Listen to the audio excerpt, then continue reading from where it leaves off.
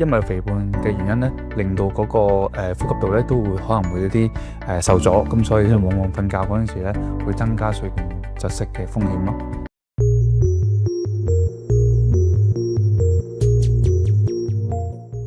大家好，歡迎嚟到心臟醫生會客室嘅時間，我係你嘅主持羅君儀醫生。今日咧好開心咧，又可以揾到阿梁世就醫生咧，同我哋一齊分享下一啲有關心臟病啊，同埋我哋日常喺呢個診所遇見嘅問題啦。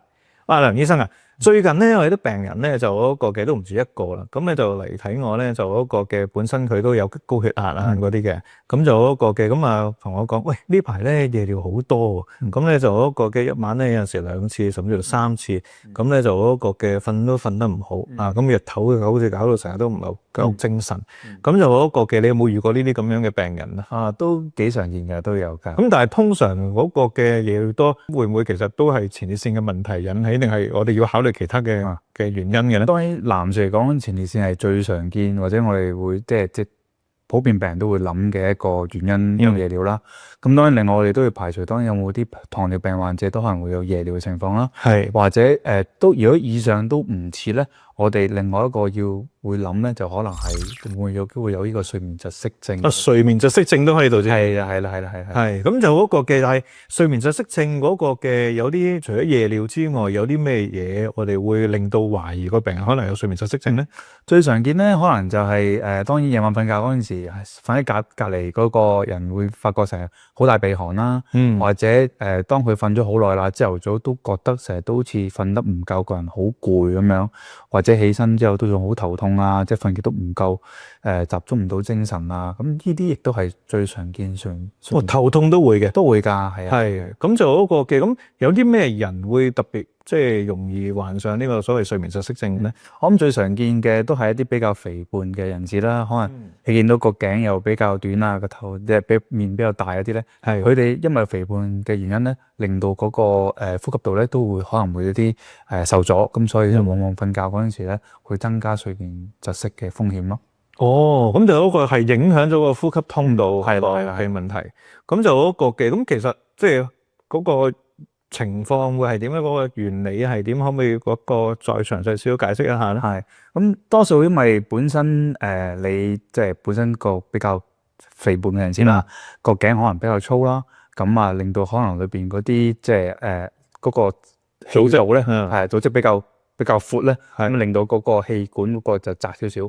當你瞓覺嗰陣時，呢條脷有陣時可能都會即係垂咗落去咧，就更加令到嗰個即係呼吸道咧就更加窄啦。咁變咗啲人打平瞓咪更加唔舒服咯？會多啲㗎，係啊。咁所以可能有啲病人就話：哎呀，我都唔中意打平瞓，唔係打平瞓我就唔舒服，成日都習慣打側瞓嘅啫，係啦。咁呢啲都要小心喎，都可能要留意下㗎，係。咁跟住佢哋瞓覺嘅時候會嗰條脷頂喺後邊，咁跟住塞住咗氣道啦。係啦。咁點啊？啲空氣入唔到去咯。其實有啲人咧就佢一樣會想呼吸嘅，不過可能有啲冇咁嚴重咧，就可能半阻塞得會入到啲。但係有陣時有啲嚴重啲咧，可能有短暫，可能10零秒完全入唔到氣，即係落唔到去嘅。咁嗰陣時就會令到佢醒咯。咁所以點解啲人瞓極都瞓得唔好？因為佢中間其實係咁醒，係咁醒。點解要醒咧？因為佢即係呼吸唔到，咁佢要等佢刺激到佢起身。當佢起身嗰陣時，先至個阻。如果唔係佢持續都係入唔到空氣嘅時候，嗰個嘅身體就缺氧就係啦。咁所以我哋嗰個嘅有個機制，咁就嗰個刺激有病人要整醒佢。如果唔係你真係可能瞓下咁咪冇咗噶啦。冇錯。喂，咁其實咧係咪有鼻鼾就嗰個嘅就等於有睡眠窒息咧？嗰個嘅即係其實醫學上我哋點樣定義佢真係有一個嘅呢一個咁樣嘅睡眠窒息嘅情況？當然有鼻鼾有睡眠窒息嘅機會要大啲啦，但係我哋點樣定義咧就為之，如果佢夜晚瞓覺嗰陣時有個即係嗰個停止咗呼吸多過10秒咧。我哋就定義為呢個睡眠窒息啦。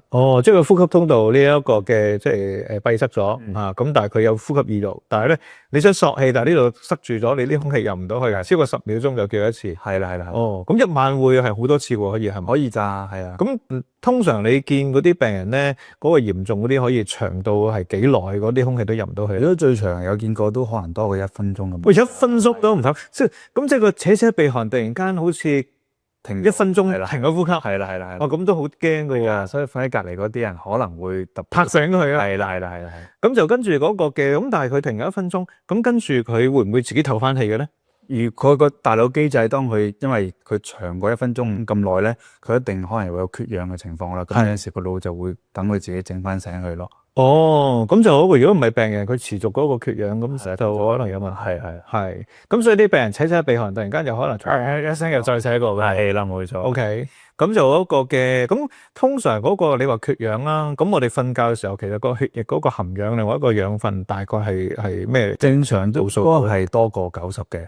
係啦，咁但係如果有啲好嚴重嘅，我哋定義為嚴重嘅睡眠窒息咧，可能含氧量跌到得80樓下咁，所以都幾低嘅可以係。係，咁呢個嗱，如果我哋記得咧，以前咪呢一個新冠肺炎嘅時候咧，乜好多人話啲嗰啲夾手指機去測下個血氧嘅，係咁就嗰個嘅話，如果你嗰個血液含氧量低過90，已經都係嚴重嘅，要去入醫院㗎啦嘛。好似80嗰啲位都即係仲低就好嚴重㗎啦呢啲。如果瞓覺嘅時候個身體嘅血液養分太低，其實對我哋身體有啲咩直接嘅影響咧？因為你唔夠氧，唔夠即係氧帶去腦部，咁當然會攰啲啦。咁同埋有啲人話長期都即係缺氧，都可能個記憶都會差啲啦。係咁，另外咧對個肺功能咧，亦都會有即係影響喎。因為如果持續即係含氧量偏低咧，你個肺壓咧亦都會增加。咁肺血壓係啊，肺血壓增加，咁影響個肺嗰個功能咯。咁肺血壓高影響個肺功能，個病人會有咩感覺啊？如果行即係最常見就可能行得急又會氣促啊，咁再嚴重啲咧可能會即係有腳腫啊嗰啲情況。咁對佢心臟有冇其他直接嘅影響咧？一來啦會影響會有血壓高嘅情況啦，再差啲可能會有心血管有影響啦，即係增加冠心病、甚至心臟衰竭嘅情況都會有嘅。心臟衰竭係啦。咁啊，另外就可能會有啲心律不正啦，例如呢個心房纖震都會有啲即係影響喺度。哦，喂，咁會唔會有啲人咧，其實咧一嚟睇我哋心臟科咧，就心臟衰竭或者心房顫動嗰啲，但係原來咧根本上一再細問嗰個嘅病徵，跟住做啲檢查，原來根本就係嗰個同個睡眠窒息症有個直接關係嘅。都會㗎，因為有啲病人係可以話確阿羅醫生講就係嚟到嗰陣時係心臟衰竭嘅。咁當然我哋會做好多檢查去排除一啲常見嘅原因，當然係心血管啊、心瓣問題啊或者心肌嘅問題。當我哋排除咗，發覺有正常，但係可能之後我哋再做多少檢查，做例如睡眠測試，見到原來係嚴重嘅一個睡眠窒息咧，當我哋俾即適當嘅治療啦，即係去醫翻個睡眠窒息咧，可能個心臟嗰個功能情況亦都有所改善嘅。哦，咁所以其實真係唔可以輕視呢樣嘢。冇錯，係。咁就嗰個鼻鼾唔係話必然嘅喎。咁有陣時可能真係由於你患上呢個睡眠窒息症，所以你嘅鼻鼾先咁大。係。咁就嗰個嘅，咁所以嚟講咧，我諗就嗰個嘅，如果你真係鼻鼾大，尤其是日頭呢一個就成日都好似唔夠精神，隔離嗰個成日都投訴你冇得瞓。係，咁我覺得應該都要睇下醫生。係啦。喂，咁有啲咩檢查我哋可以幫助診斷有冇呢個睡眠窒息症嘅咧？係啦，如果喺診斷方面咧，就冇得抽血啊、照 X 光嗰啲嘅。咁最常嘅我哋都安排叫睡眠測試咯。係，咁其實個過程好簡單，其實個病人都係瞓覺嘅啫。不過我哋會喺瞓覺過程咧，就擺好多啲嘢去監察一啲 sensor。例如啦，最簡單就夾手指睇個含氧量有冇跌得好犀利啦，同埋有啲 sensor 係睇下究竟佢有冇中間咧瞓下覺咧，即係唞氣嗰度突然之間停頓咗嘅。咁我哋就會知道究竟佢嗰個睡眠質素係點樣咯。呢啲咁嘅檢查係咪要喺醫院做嘅咧？都普遍都唔一定嘅，而家其實使有啲喺屋企做都得㗎。咁就方便好多嘅啦。如果唔係特登要做個睡眠檢查入醫院住一晚啦，有陣時三寶床都瞓唔到。係啦，冇錯。咁就嗰個嘅變咗嚟講，你想睇下佢瞓覺時候有冇睡眠窒息，佢都瞓唔着。係，咁做嚟都冇意思啊，冇錯。係啦。咁就嗰個如果真係有嘅時候，咁就嗰個嘅，咁我哋點知道佢係輕微啊、嚴重啊，定係點樣去分級咁樣？咁頭先所講啦，我哋都會啲去睇究竟。例如其中一個就係睡眠嗰陣時有冇啲停止呼吸嘅情況多過心擾啦。咁你越多呢啲嘅情況咧，咁你個睡眠質素就越差，就越嚴重咯。如果多過可能有個我哋所謂有個 index 叫做 RDI 啦，即都係睇翻佢有幾多即係停止呼吸。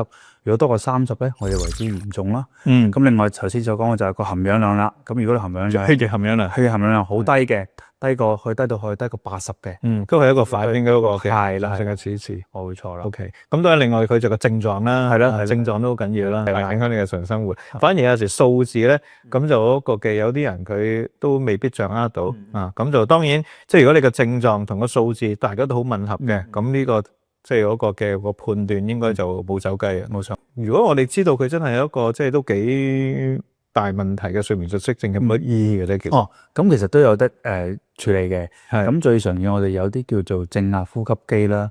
咁即係當佢瞓覺嗰時有個機帶住，咁幫助佢即係嗰個呼吸嗰度，等佢暢鬆少少。就唔係供氧嘅，唔係氧氣機嚟嘅。係啦，主要俾個壓力，咁啊都會有啲加濕嘅，等佢唔會驚乾啊呢啲情況。咁普遍而家都好多唔同嘅一啲正壓機咧，咁好多時咧都即係適合大部分病人用。初可能就好抗拒，因為部機戴住瞓就驚唔舒服。但係其實咧，合適嘅機咧，佢戴完之後咧，同埋合適嘅一啲壓力咧，咁多數戴完之後咧，啲病人咧都會覺得係舒服 OK 嘅，瞓得好嘅。係咪好似成個氧氣罩住嗰個？其中一種啦，但係而家都有其他一啲冇咁大嘅，咁好視乎即係病人嗰啲面型啊嗰啲，係啦。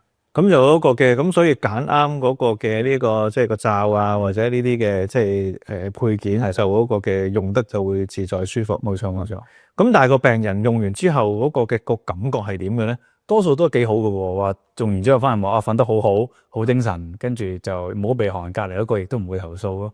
所以都幾好嘅。係。咁但係對呢一個嘅我哋嗰啲即係身體健康嘅情況啊，個係咪真係有個實質嘅幫助？當然啦，除咗即係本身就已經會改善個症狀，例如即係朝頭早攰啊、頭痛啊嗰啲，亦有改善啦。咁另外對心血管方面咧，起碼會可能個血壓各方面控制得好啲啦，亦都減低心血管嘅風險咯，亦都即係可能即係嗰個啲心律不正啊，頭先我講嘅心房纖進嘅情況，亦都可能會即係減低個情況。覺得即係邏輯上諗應該都係啊。嗱，頭先你講話減低心血管嘅風險，因為嗱，譬如有啲病人有冠心病，哇，啲血管已經塞到7成8成，咁就嗰個嘅咁。平時嗰個血液嗰個流通量可能都唔係好夠喎，再加埋你有睡眠窒息，嗰個血液嗰個養分就更加少。咁心臟最結果得到嗰個嘅個養分咪少之又少。冇錯。咁有陣時真係會唔會瞓下覺咁就嗰個人猝死嘅？係。咁當然有可能有呢個風險嘅發生。係。咁呢個猝死就係因為佢嗰個嘅唔夠養分，呢個心臟跟住產生嗰個嘅血管閉塞啊，定係啲突發性嘅心律不正令到佢出事嘅咧？我話齋嗰個血管都窄㗎啦，你本身都供氧差啲。你再本身又唔夠咧，佢再缺乏咧，咁令到嗰個可能有啲即係急症嘅心律不正到，佢可能猝死啊嘅情況咯，係啦。咁即係瞓下覺就冇咗噶啦。有咁嘅風險咯，係。頭先你講話心臟衰竭，咁就嗰個嘅咁。如果我哋用咗呼吸機之後，嗰個嘅對個心臟功能都會有幫助，都會有㗎。咁嗰啲用咗呼吸機之後，咁我哋可唔可以唔食嗰啲心臟藥咧？定係要兩樣一齊嘅？咁我都建議貼住食啲心臟藥，睇住個情況嘅。係，即係要雙管齊下。係啦。咁你本身有心臟衰竭，咁我哋有一啲即係標準嘅藥物治療。咁只不過你如果有睡眠窒息咧，我哋都應該要同一時間控制睡眠窒息。咁所以兩個治療方向都要用，咁就嗰個嘅咁先有一個好嘅效果。咁就嗰個嘅手術方面有冇一啲即係可以幫到個病人咧，令到佢譬如話唔使戴機啊咁樣㗎？如果某啲病人我哋都會可能建議佢睇一睇呢個耳鼻喉科醫生嘅，因為頭先所講啦，睡眠窒息主要係嗰個氣道比較窄啊嘛。咁有啲病人可能嗰個例如啦啲扁桃腺比較肥大嘅，咁本身個結構上令到嗰個氣道阻塞。咁呢啲咧就可能可以考慮睇耳鼻喉科醫生有冇機會可能做手術，令到嗰個氣管就即係個收窄嘅情況改善，咁就可能可以即係改善到嗰個睡眠窒息嘅症狀。咁不過呢個就要由耳鼻喉科醫生去評估啦。咁就嗰個嘅同埋手術始終都唔係冇風險。尤其是咧，即係嗰個嘅以前我哋讀書嘅話咧，哇！你過分肥胖啊、氣道又窄嗰啲，其實嗰個嘅麻醉風險都高。都係冇錯嘅。咁所以咧，就如果係即係第一線，可能即係嗰個嘅要考慮治療咧，我諗就嗰個嘅用一啲非創傷性非手術。頭先你講個正氣壓呼吸機，可能就嗰個值得去試一試先用。咁如果你真係唔適合或者配合唔到，咁我諗就嗰個再考慮嗰個手術。藥物方面嘅，而家有冇啲咩藥去醫嘅咧？或者過往有冇藥物去醫呢個睡眠窒息㗎？其實過往就冇特別即係啲藥物去醫睡眠窒息嘅，不過而家都叫做有啲新嘅針藥啦，都會叫做幫到手嘅。因為其實頭先所講嘅睡眠窒息同肥胖個關係都好大嘅。咁而家有啲針藥咧都係有助即係控制體重嘅，係腸泌素或者係咁佢主要都係打完針之後咧，令到你即係胃口減少啲啦，咁令到即係你食少咗嘢，自然就嗰個可以達到減磅嘅效果咧。咁你瘦咗，睡眠窒息嗰個風險亦都會減低嘅。哦，OK，咁就嗰個嘅對個症狀方面都會有幫助，都會有㗎，係。咁就嗰個係咪代表咁如果打針就唔使戴機咧？定係其實即係嗰個嘅又打針又戴機，定係點樣樣？咁當然睇下佢本身究竟有幾嚴重啦。如果即係比較可能即係中度少少嘅睡眠窒息嗰啲患者，咁未必一定要戴機嘅。咁嗰時可以試下，或者有啲病人其實都好抗拒，都唔想戴機。係啦，咁唔想戴機冇，咁又可以試一試個針藥先，反應如何咯？哦，咁都好啊，起碼有一個嘅新嘅曙光。係啦，咁就嗰個有藥物治療，咁就冇一個同埋有啲人佢。除咗睡眠窒息之外，佢都自己都知道好肥，都想減肥。咁但係減肥唔容易噶嘛，咁就好多人都我有飲食又要即係遵從嗰個指示，又做運動，咁但係真係減唔到。咁就嗰個如果有藥物可以輔助一下，嗰個效果好嘅，咁我諗即係對個病人好多都有一定嘅幫助。喂，今日好高興啊！咁啊，呢一個嘅解釋咗咁多有關呢個睡眠窒息症嘅嘢，咁就同埋佢原來對我哋身體都好大嘅影響。咁就嗰個嘅，咁而家亦都有一啲新嘅即係治療嘅方法，同埋一啲好有效嗰個嘅即係嘅治療方案。咁我哋希望咧就嗰個病人咧留意下啦，自己會唔會其實都有睡眠窒息，只不過你一路都唔知咧。因為睡眠窒息症頭先梁醫生講啦，可以引起好多身體嗰個嘅問題，同埋亦都會影響你隔離嗰個瞓覺啊嘛。日頭你要返工唔夠精神。揸車長途車唔夠精神，可以引起好嚴重嘅交通意外。咁呢啲全部咧，如果係由於睡眠窒息症導致咧，其實我哋可以有得醫噶嘛。醫得好，你呢啲嘅情況就會改善，亦都避免咗你呢一個嘅睡夢中猝死嘅機會。咁所以各位朋友，如果你係有鼻鼾大，又有頭先梁醫生所講嘅情況咧，記住揾醫生去檢查一下。如果你想第一時間收到心臟健康資訊，記得訂閱我哋嘅頻道啊！